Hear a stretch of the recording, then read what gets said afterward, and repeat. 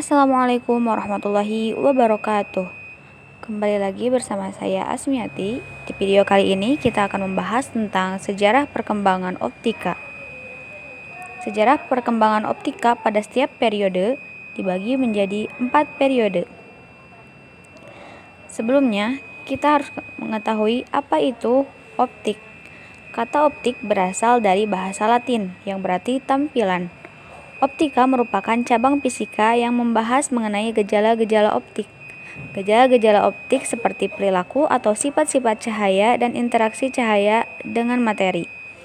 Bidang optika dibagi menjadi dua, yaitu optik fisis dan optik geometrik.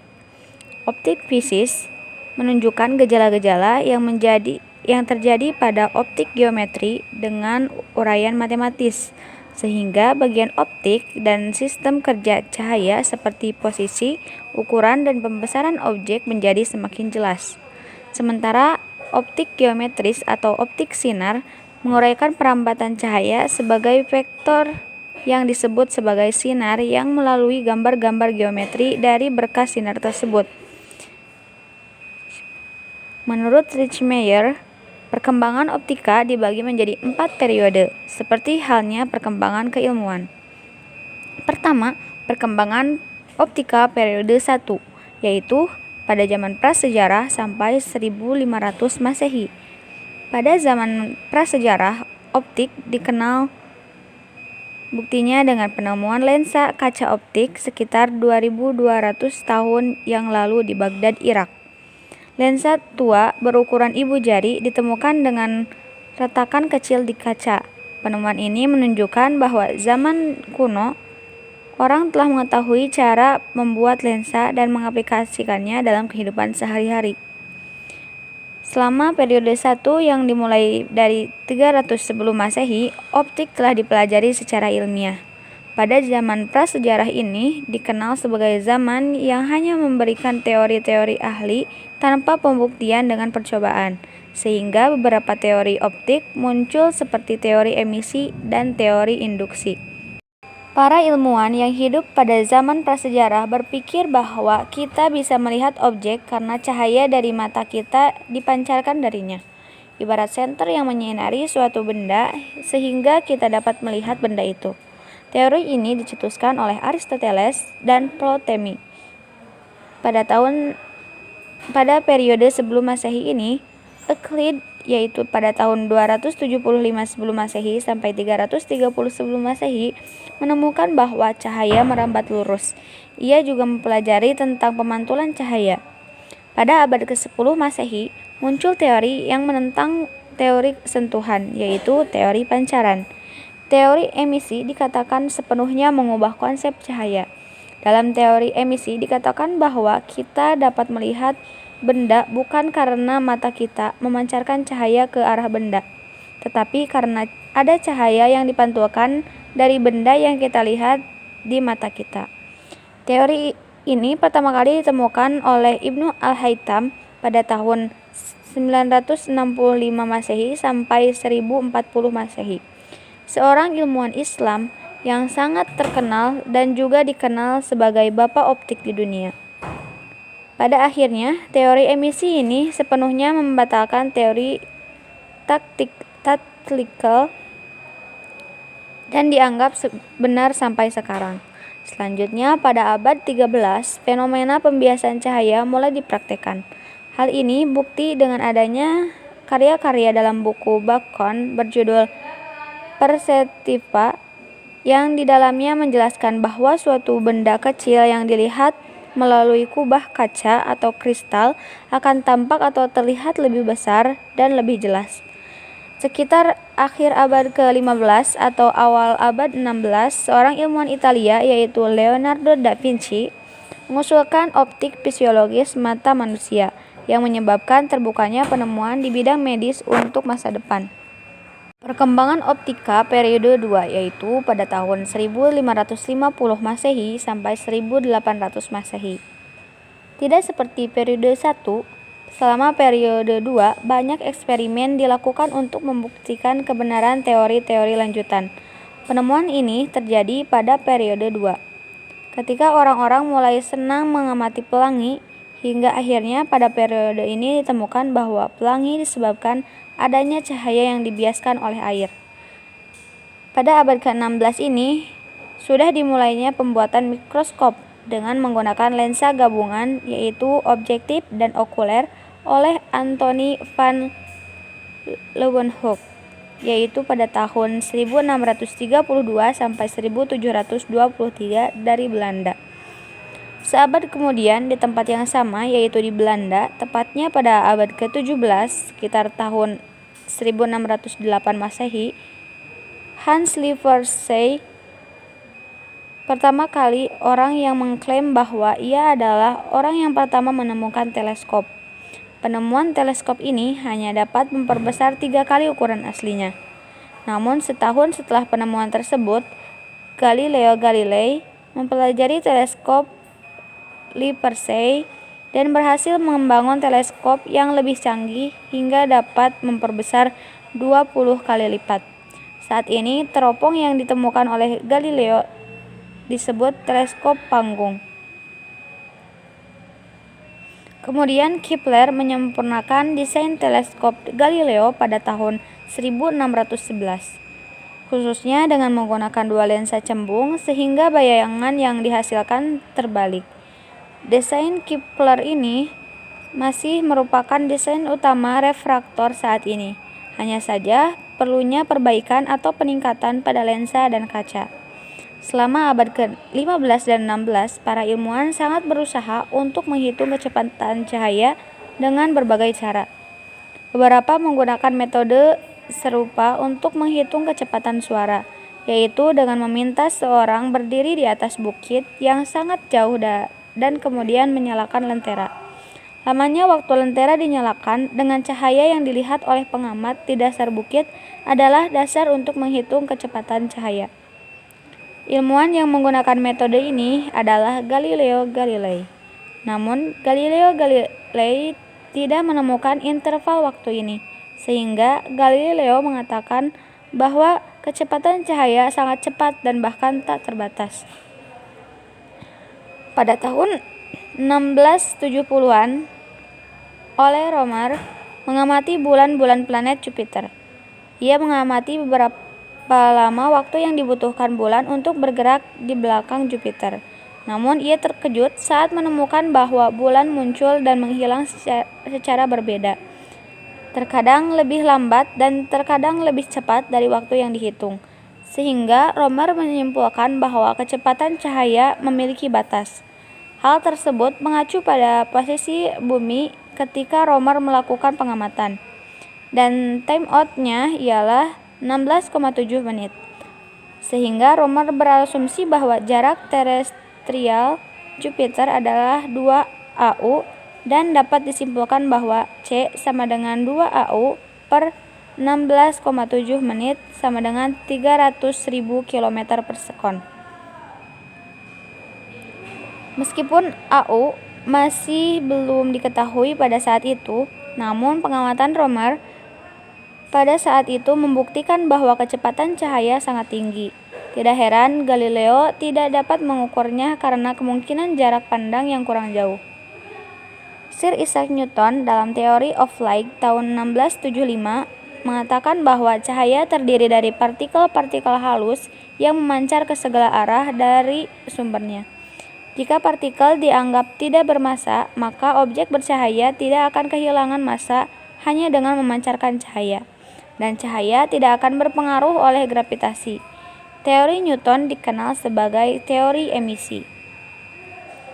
Pada tahun 1678, Christian Huygens berhipotesis bahwa cahaya dipancarkan ke segala arah dalam gelombang yang sama dengan bumi. Jadi, jika demikian halnya, maka cahaya akan memiliki frekuensi dan panjang gelombang. Pada zaman Newton dan Huygens, banyak orang beranggapan bahwa cahaya selalu membutuhkan energi untuk merambat. Namun, jarak antara bintang dan planet di luar angkasa adalah kehampaan. Inilah yang menyebabkan kebingungan, bahwa jika cahaya seperti yang dikatakan Huygens, medium apa yang membawa cahaya di luar angkasa?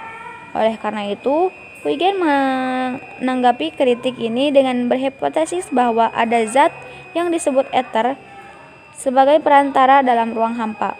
Zat ini sangat ringan, tembus cahaya, dan memenuhi seluruh alam semesta. Ini adalah ether yang membawa cahaya bintang ke bumi.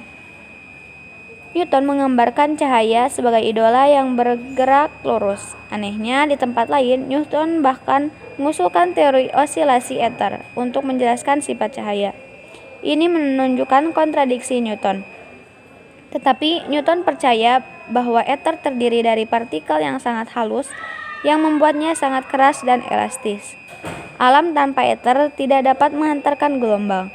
Newton dengan tegas menolak gagasan Huygens bahwa cahaya adalah gelombang. Menurut Newton, gelombang akan meluas dan mengisi setiap ruang seperti gelombang air mengisi rongga kolam. Padahal pada kenyataannya, cahaya merambat lurus dan tidak mengisi kekosongan dengan bayangan. Pada kesempatan lain, Newton mengatakan bahwa dia lebih suka langit kosong daripada tahun yang dipenuhi ether. Namun, jika ruang diisi dengan ether, pergerakan benda langit akan melambat. Implikasi ini tidak diperhatikan. Ia masih lebih menyukai sifat non-cacat serta ajaran otonomi orang Yunani.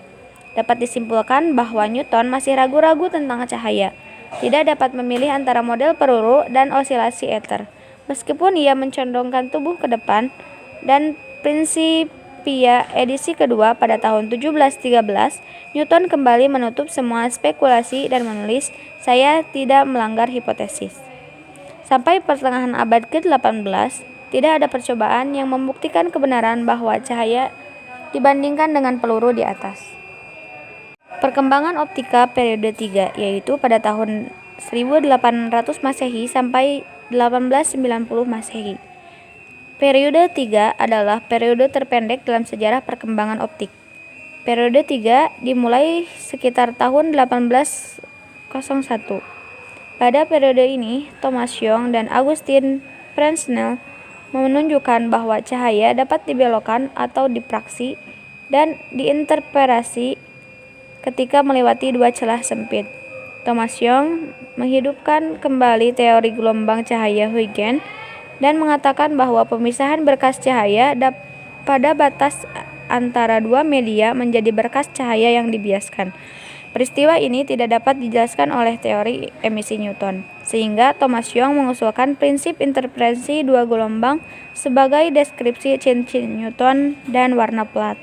Akhirnya, Thomas Young mampu mendemonstrasikan interferensi dua sinar cahaya yang mengarah pada kemenangan teori gelombang cahaya Huygens dan teori sel-sel Newton. Namun, sebagian besar ilmuwan lebih suka teori partikel hingga 1818 ketika Augustin Fresnel menyajikan teori gelombangnya di Akademi Ilmu Pengetahuan di Prancis. Ia menerangkan semua sifat-sifat yang dikenal dari cahaya dan meramalkan suatu hasil baru yang dikonfirmasi oleh eksperimen. Karena itu, membalikan pasang surut dalam suasana menyenangi teori gelombang. Selain tidak mampu menjelaskan peristiwa difraksi dan interferensi, teori emisi Newton juga gagal menjelaskan bahwa kecepatan cahaya di dalam air lebih kecil daripada kecepatan cahaya di udara. Oleh karena itu, anggapan bahwa cahaya adalah gelombang menjadi lebih kuat. Selain itu, Maxwell pada tahun 1831 sampai 1870 mengemukakan pendapatnya bahwa cahaya dihasilkan oleh fenomena listrik dan magnet, sehingga tergolong gelombang elektromagnetik. Sesuatu selain gelombang suara dipraksikan sebagai gelombang mekanik. Gelombang elektromagnetik dapat merambat dengan atau tanpa medium dan kecepatan rambatnya sangat besar dibandingkan dengan gelombang suara. Gelombang elektromagnetik merambat dengan kecepatan 300.000 km per sekon dan mendekati kecepatan gelombang cahaya. Oleh karena itu, kita dapat mengatakan bahwa cahaya adalah gelombang elektromagnetik. Dua prediksi Maxwell diuji secara terpisah oleh Heinrich Rudolf Hertz dan Hendrik Anton Lorentz. Maxwell meramalkan bahwa gangguan dalam medan magnet dan listrik akan bergerak secepat cahaya, tetapi gelombang elektromagnetik seperti itu tidak pernah diamati. Pada tahun 1887, Hertz menguji prediksi ini dengan mengaktifkan percikan api di antara kutub. Dia mengamati bahwa ada percikan serupa di antara kutub di tempat lain di laboratoriumnya. Mau tidak mau, dampak percikan pertama harus ditransmisikan seperti gelombang melalui udara untuk menghasilkan percikan kedua. Berdasarkan eksperimental yang ia lakukan menunjukkan bahwa gelombang ini mirip dengan gelombang cahaya karena mereka menunjukkan gejala refleksi, refraksi, difraksi, dan polarisasi. Selanjutnya, perkembangan optika periode 4 pada tahun 1887 Masehi sampai 1925. Optik modern ditandai dengan perkembangan ilmu dan teknik optik yang menjadi sangat populer pada abad 20. Bidang optik ini mencakup sifat elektromagnetik atau kuantum cahaya. Era optik modern ditandai dengan penemuan-penemuan besar mengenai efek fotolistrik dan serat optik. Efek fotolistrik berawal dari penemuan Heinrich Rudolf Hertz pada tahun 1887. Efek fotolistrik adalah pelepasan elektron dari atom logam melalui penyinaran cahaya dengan panjang gelombang tertentu. Peralatan percobaan Hertz pada waktu itu terdiri dari dua plat logam yang digabungkan ke sumber tegangan dan ditempatkan di luar angkasa. Sebuah logam ketika disinari akan melepaskan elektron, menciptakan arus listrik ketika terhubung ke dinding sirkuit tertutup. Jika cahaya adalah gelombang seperti yang diprediksi oleh fisika klasik, maka semakin tinggi intensitas cahaya yang diberikan, semakin besar arus yang terdeteksi. Namun, hasil eksperimen menunjukkan bahwa meskipun intensitas cahaya diberikan maksimal, elektron tidak akan memantul dari plat logam. Selanjutnya, serat optik atau kabel optik adalah kabel kaca atau plastik yang sangat tipis, lebih kecil dari rambut manusia, digunakan untuk mengirimkan sinyal cahaya dari satu tempat ke tempat lain. Sumber cahaya yang digunakan biasanya laser atau LED. Kabel ini berdiameter sekitar 120 mikrometer. Cahaya dalam serat optik tidak dapat dipancarkan karena indeks bias kaca lebih tinggi daripada udara. Karena laser memiliki spektrum yang sangat sempit, kecepatan transmisi kabel serat optik sangat tinggi, sehingga sangat cocok digunakan sebagai saluran telekomunikasi. Serat optik memiliki beberapa keunggulan dibandingkan media transmisi lainnya, antara lain memiliki lebar bidang yang begitu lebar sehingga memungkinkan untuk mentransmisikan sinyal digital dengan kecepatan data yang sangat tinggi dan mampu membawa informasi dalam jumlah yang sangat besar. Kemudian kehilangan saluran rendah, sehingga mengurangi jumlah koneksi dan jumlah repeater. Hal tersebut mengurangi kerumitan dan biaya sistem. Kemudian ukuran sangat kecil dan sangat ringan. Selanjutnya, serat optik bebas dari gangguan listrik dan magnet karena menyediakan mediator gelombang yang kebal terhadap interferensi elektromagnetik, memastikan tidak terpengaruh oleh pulsa elektromagnetik dan interferensi elektromagnetik frekuensi radio. Yang terakhir, terpisah dari efek listrik karena terbuat dari kaca silika atau polimer plastik yang bertindak sebagai osilator. Selanjutnya, tokoh-tokoh yang berperan dalam perkembangan bidang optika. Banyak tokoh atau ilmuwan yang berkontribusi dalam perkembangan ilmu optik. Yang pertama, ada Euclid, hidup sekitar abad 300 sebelum Masehi. Euclid adalah seorang matematikawan terkenal dari Alexandria. Ia mengawali ilmu optika geometri, mempostulat bahwa cahaya bergerak dalam bentuk berkas sinar-sinar garis-garis lurus yang tak memiliki ketebalan. Namun, ia membuat suatu asumsi aneh bahwa sinar-sinar dipancarkan oleh mata daripada oleh benda yang terlihat. Dalam buku The Elements, ia menyoroti teori bilangan dan geometri. Menurutnya, salah satu hal yang terpenting yang perlu diperhatikan adalah untuk membuktikan teorema geometri.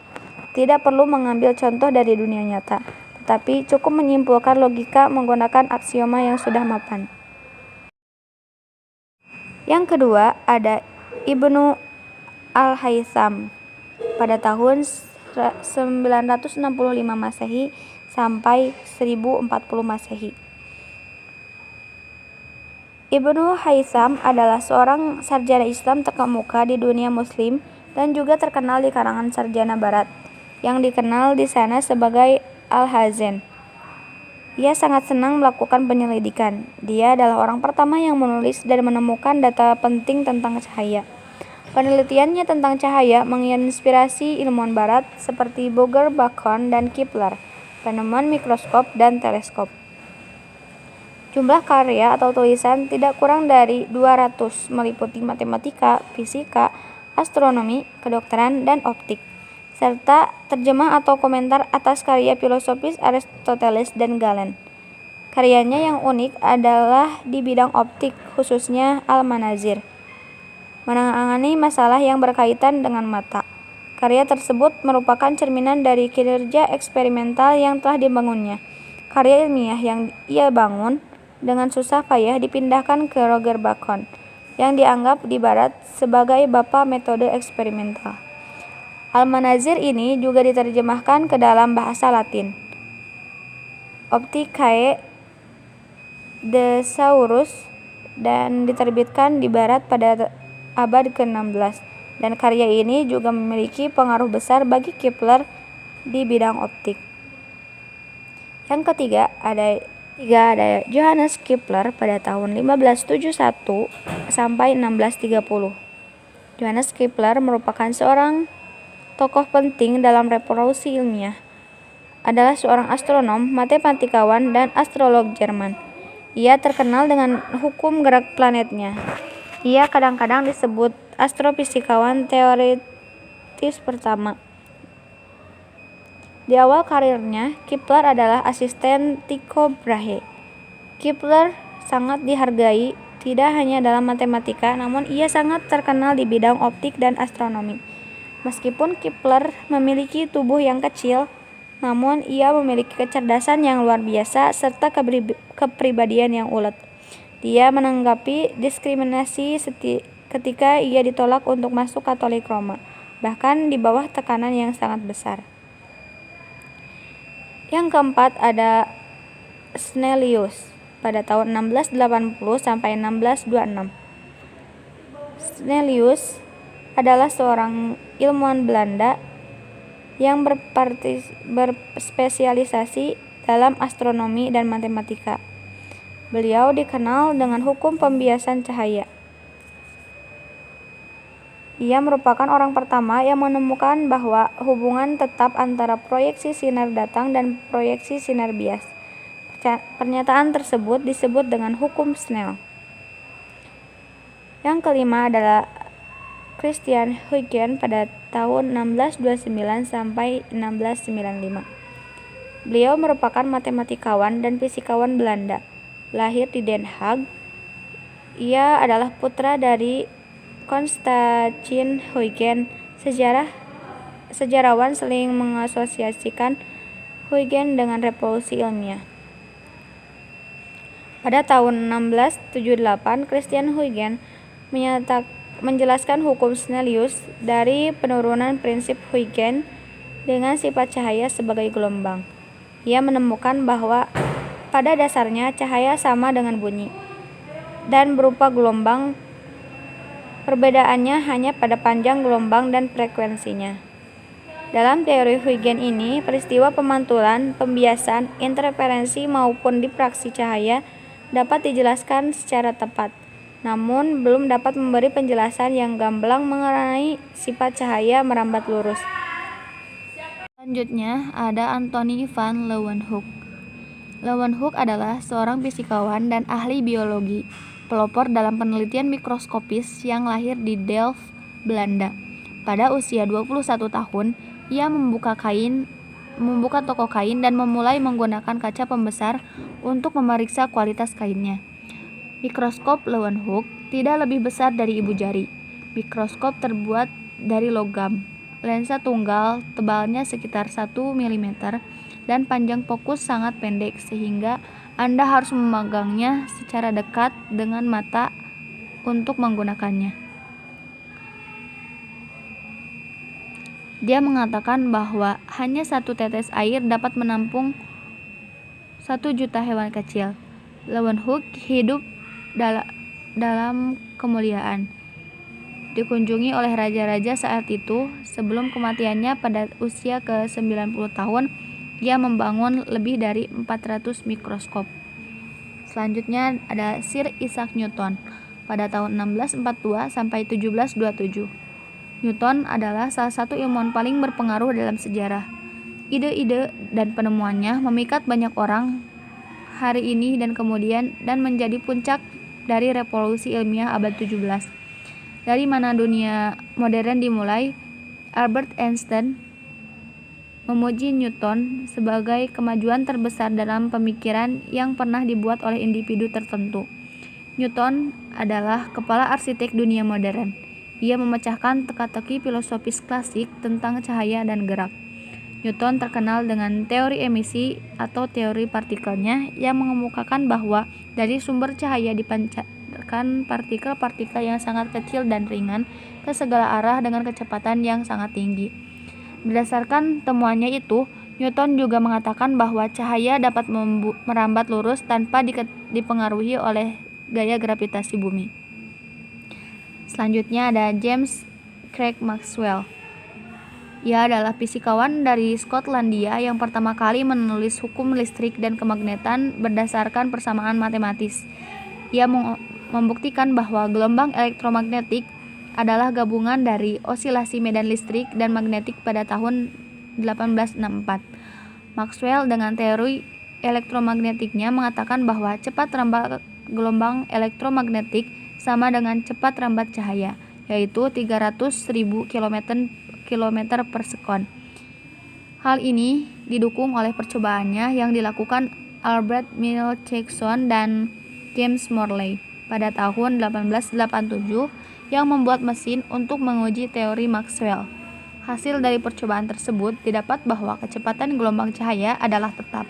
Selain itu, Maxwell juga berkesimpulan bahwa cahaya merupakan salah satu bentuk radiasi elektromagnetik, yaitu kombinasi atau perpaduan antara medan listrik dan medan magnet yang bersosialisasi dan merambat melalui ruang dan membawa energi dari satu tempat ke tempat lain. Dan yang terakhir ada Heinrich Rudolf Hertz pada tahun 1857 sampai 1894. Heinrich Rudolf Hertz merupakan fisikawan Jerman. Hertz mendukung pernyataan Maxwell bahwa cahaya merupakan salah satu bentuk radiasi elektromagnetik. Hal ini dibuktikan berdasarkan hasil temuannya yang menyatakan bahwa gelombang elektromagnetik merupakan gelombang transversal sesuai dengan kenyataan bahwa cahaya dapat menunjukkan gejala polarisasi. Mungkin sekian pemaparan tentang sejarah perkembangan optika dari tiap periode dan tokoh-tokohnya. Terima kasih sudah menonton. Sampai jumpa di video-video selanjutnya. Wassalamualaikum warahmatullahi wabarakatuh.